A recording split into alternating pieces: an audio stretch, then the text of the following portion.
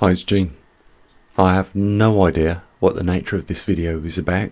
I'm just going to think off the top of my head, and at the same time we'll watch this train going along the track, although you can't see it because the snow has covered it all, but it's pretty good. I mean, if this was in England, the train wouldn't run, simple as that. You know, we only have to have leaves fall on the track and that stops our rail system. God knows how we're going to cope if ever we go back into another glacial period. I really don't know. Well, it's been an interesting day. It's been an interesting beginning of the year, I've got to say, and I'm not sure what to do next. I have had a few ideas, mainly about trying to raise some funds for the observatory, but I really don't know what to do for the best. I mean, I thought about just making it, you know, available, the meaty part of what we do, you know, what we cover with all the equipment, for patrons only, but that leaves a lot of other people out. And you know, I was thinking about how I might go about that, you know, by doing Vimeo videos, uploading them to Patreon, and just making announcements on YouTube for people if they are interested enough to, you know, become a patron. Then that might be a way forward. I've got to be honest, I am just sick and tired of asking people for support. And, you know, I do it every video. And, you know, I can understand you guys how you feel when you hear me say, you know, the link's down there, blah, blah, blah. All you got to do is, you know, support a little bit of help and we'll keep it going for everyone. But we're not living in that world anymore, are we? We live in a very strange world right now where there's a lot of selfish people. And, you know, I one of the things I really hate is, you know, those people that shout out beggars. You know, there's no begging going on at this observatory and on this channel. You know, we do a lot of work to get the information to people, and, you know, it's failing. It's failing because of the current climate.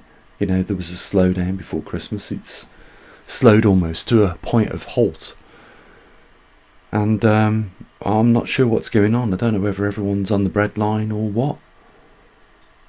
But I know for sure that we no longer have people sticking together, and this is what causes problems, and has caused problems many, many times before.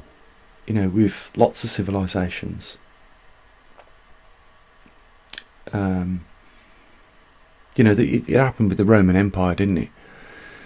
There was too many, I forget their rank, but there was too many ranked people that was living too much of a high life, and, you know, not enough people on the ground, you know, was able to support those amount of people that were greedy at the troughs. And society collapsed, and we're back here again. You know, the other day I typed in super yachts, and I could watch picture after picture after picture of hundreds of these super yachts, and they're like £50 million a square metre. So it gives you an idea, like 100 million will buy you a reasonable super yacht, or, you know, get you in on the intro level, I suppose. You know, I do expect them to be a lot more than that, some of these ones that I was looking at anyhow. And, you know, these are the sorts of people, like, just like, you know, the aristocrats of the Roman Empire that brought it down. You know, we live in a different world compared to these people that own that sort of, those riches. You know, we've got lots of billionaires in this world today. And if you think about that, I know we've printed up a lot of money, but can you imagine that there is lots of these people with a huge amount, a colossal amount of money in their bank accounts, and it is taken out of circulation, just dormant and stagnant, not being used. You know, if the wealth was spread equally, or almost equally, not to the point of where it's being raped at the moment by these people, then, you know, we would all have a better quality of life. You know, our birthright is, being born into a world where all the resources are here for us, and yet most of us are barred from them because of the system we've got in place, the monetary system. The reason why we can't all have super yachts is there simply isn't enough resources for us all to have those. And, the majority of us are never going to see them either. And, it's just a complete waste of resources. It's good for the people that build them. They've got a job. But, what do these yachts do anyhow? They just sit there, don't they? The majority of the time. Most of these people don't live on them. They're just their toy for the summer to have a little bit of a play with, and then they put it down. It weren't just super yachts I was looking at. It was private jets, supercars, things like that. It's just, unfortunate for 99% of the people on this planet that all we get to do is look at these things and never experience them. It's not a very fair world. And, from my perspective and what I see, it's getting worse. And, if you ask any of the fathers or vicars in the churches that run the churches in any country, doesn't matter what religion, they will tell you that religion is slowly dying out. And, you ask yourself the question, is that because, there is a promotion of a certain behaviour? Look what we see on the TV now. They've allowed gambling on TV, and I can just imagine what's happened to a lot of people during the lockdown and over the last year. We've had 2 serious lockdowns. We're in the second one now here in the UK. I want to talk about Boris Johnson a bit later. I might as well do that now. Okay, where was we going? Okay, we was on about the lockdowns. Can you imagine how depressed people have become? Can you imagine how many relationships have broken down? Can you imagine how many crimes of a certain type have happened as a result of that? That what needs to happen is that the whole nation and nations around the world at some point will need some form of therapy, to bring them out of this. Because it's like something you can't really put your mind around, isn't it? It's not a war, although it is on one hand. Some people say it's a biological war, but a lot of the things don't make any sense, and the rules are not quite easy to follow because you just don't know what are the actual rules, because they change on a weekly basis. And unless you're glued to the news, and I don't know whether they want you actually to do that, whether they want you to focus on the news all the time so that they can brainwash you with information that they so choose to show and want you to be informed about, and at the same time, you have to play your part in listening so that you get to hear the rules, so that you avoid the fines. A couple of women a few weeks ago were fined for going on a hour's exercise around a couple of lakes, and apparently they've been refunded the money back. But Boris Johnson, the rules was at the time you can't go no more than 2 miles away from your home. This is how these 2 women had fell into the trap and got fined £200 each, but the money's being given back to them. But Boris Johnson travels 10 miles away from his home, doesn't get arrested, and is found to be exercising on a bike somewhere. So, double standards. And there was the Scottish minister as well. She got caught without wearing a mask and apologised. And, if it had been anyone else, they'd have been asked to give their resignations on both accounts. But, they get away with it. Okay, going back to Boris Johnson and social media, with YouTube and things like that. He was asked about the question of whether it was right, I believe, these big tech companies should be allowed to pull somebody's speech, like, for instance, in this case, they was talking about Donald Trump, whether Instagram was allowed to do that, because after all, it was freedom of speech.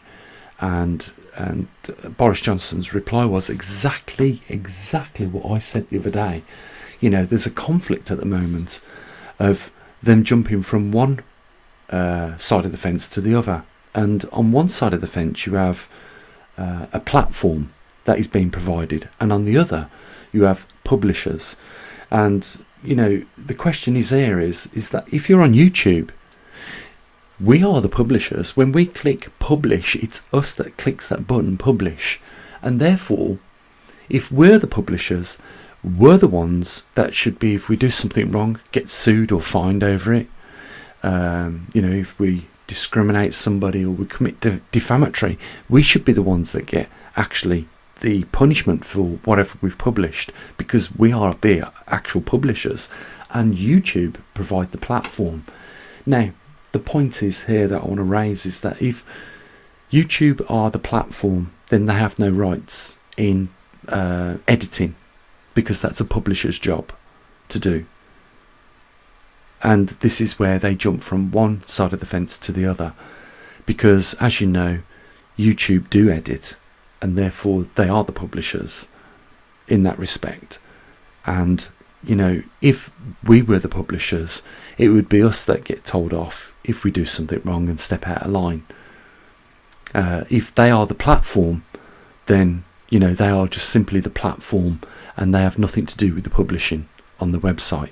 So you can see, when it suits them, they're the publishers, and when it suits them, they're the platform.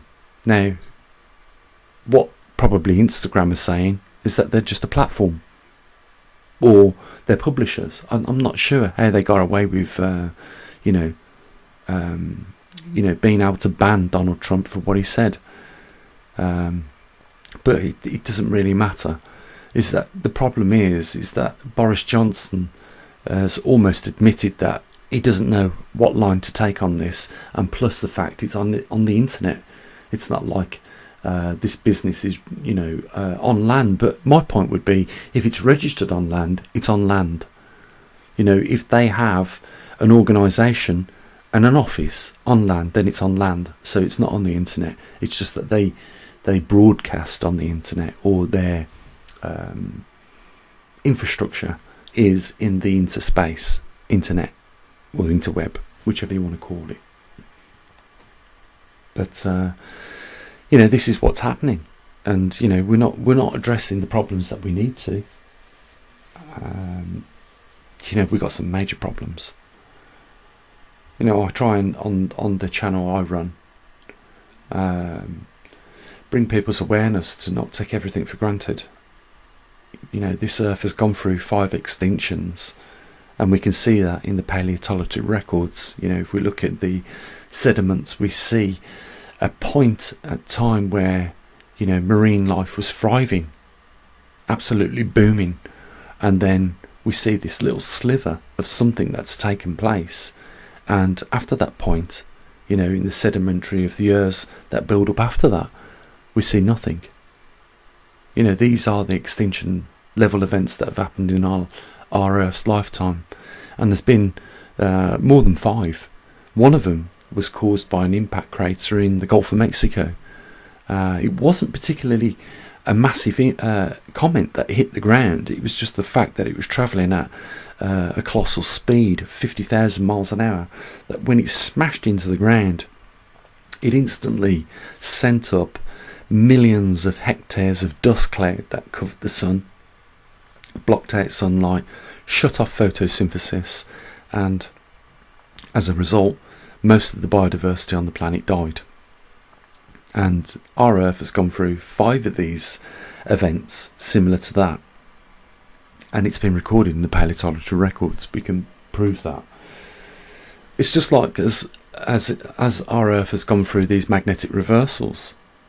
And the thing is, I always stress, is that we've not got any recorded evidence other than what we see in the paleontology, the sedimentary rocks, whether we take them from the sea, ocean floor, or from lakes around the world, ancient lakes, so we can tap that sediment that has got all the samples that we need to have a look at what's gone on in history.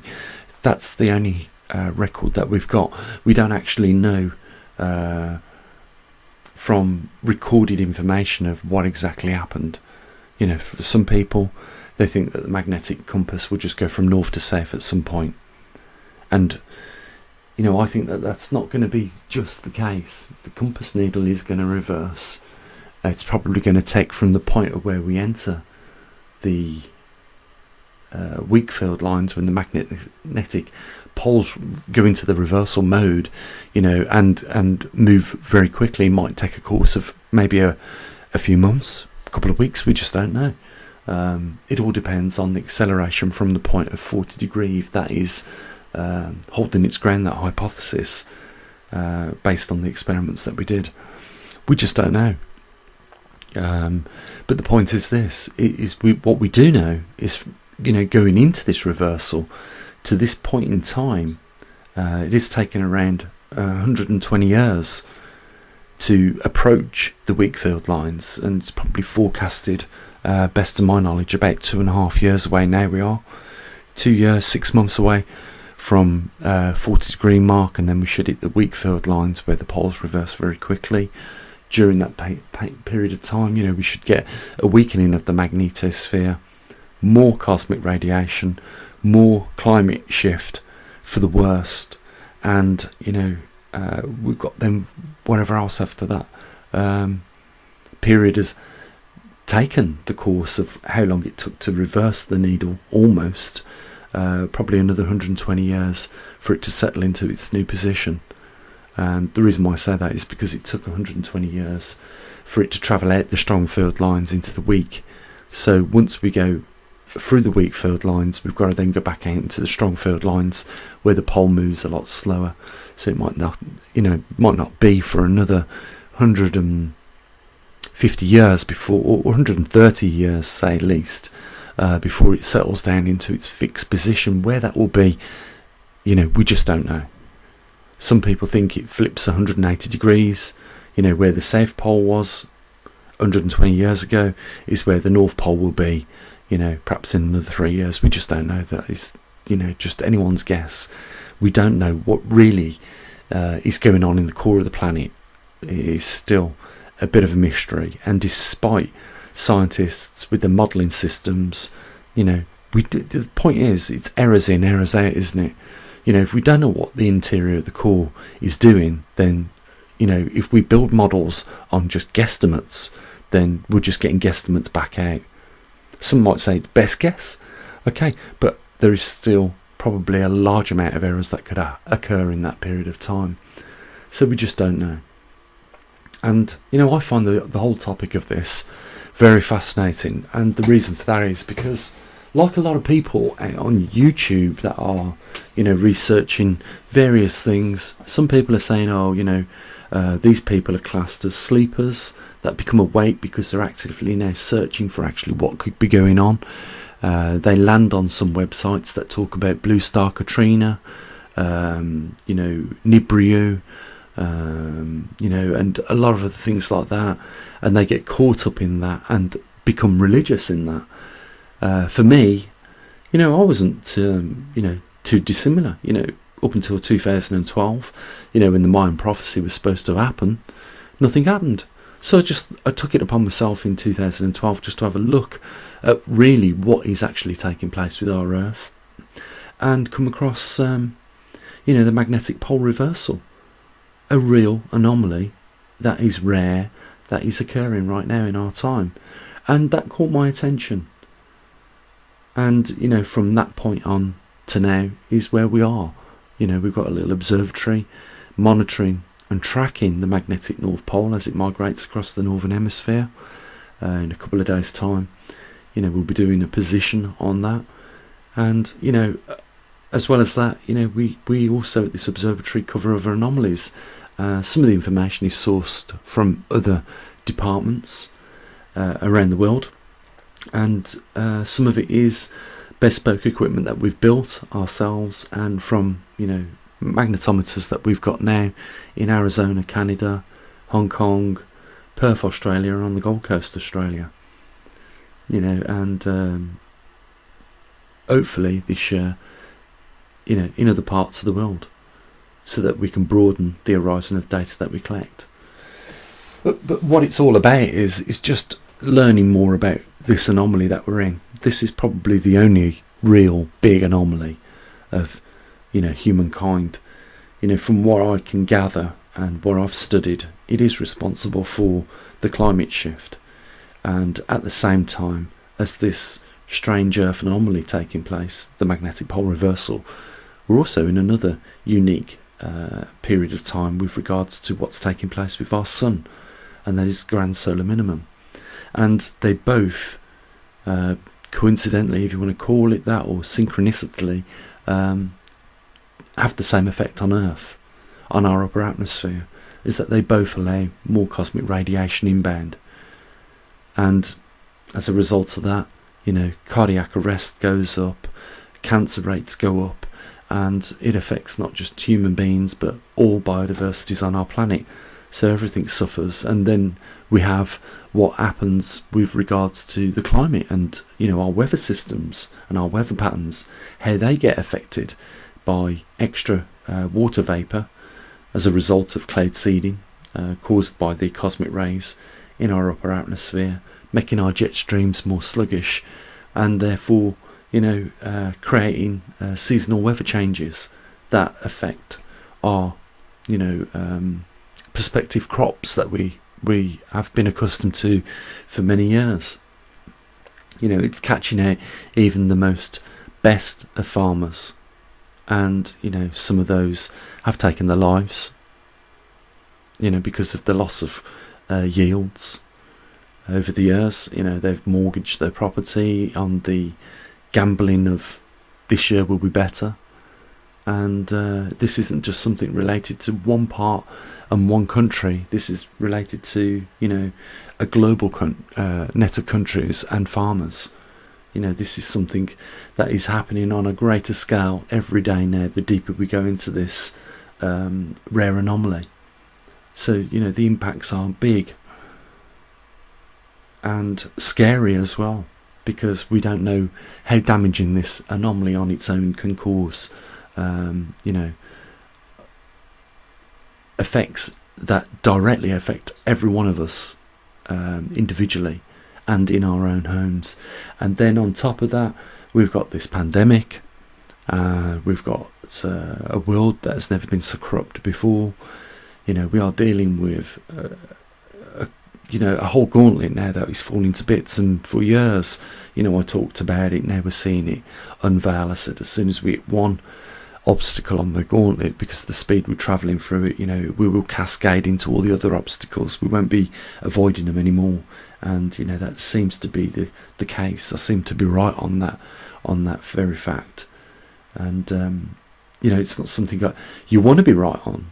You want to hopefully be wrong on these things, because they're not pleasant things that are taking place. But, you know, some of these things are very predictable. And you know, we've got to cope with it. We've got to put up with it. So, you know, I don't know what we're going to do to secure the future of the observatory. You know, I will say this, I am getting tired of the people that are, you know, calling me a beggar for asking for some support.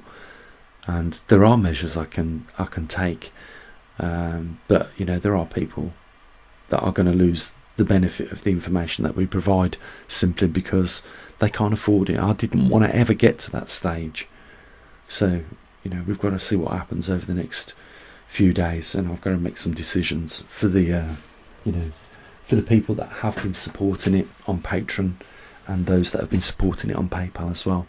We've got to find a solution for this problem, because, you know, we want to continue putting out the information. You know, I wouldn't mind, but we're not making ourselves rich here. You know, we're just barely scraping by. I mean, I am broke now. I'm well into my overdraft. up on my credit cards. I can't do no more myself. So, we are waiting for a miracle. So, I just wanted to share a few thoughts with you guys anyhow. So, obviously the adverts are rolling there. So I'll say what I usually do anyhow, guys. You take care, look after your loved ones, and I always say this, now is the time to prepare for something. I think we've got a short period of time where there's going to be some announcements that's going to make a lot of people angry. We're going to start to see a lot more social unrest, and I think that's why the world's police forces are expanding. So, you take care. As always, bye for now.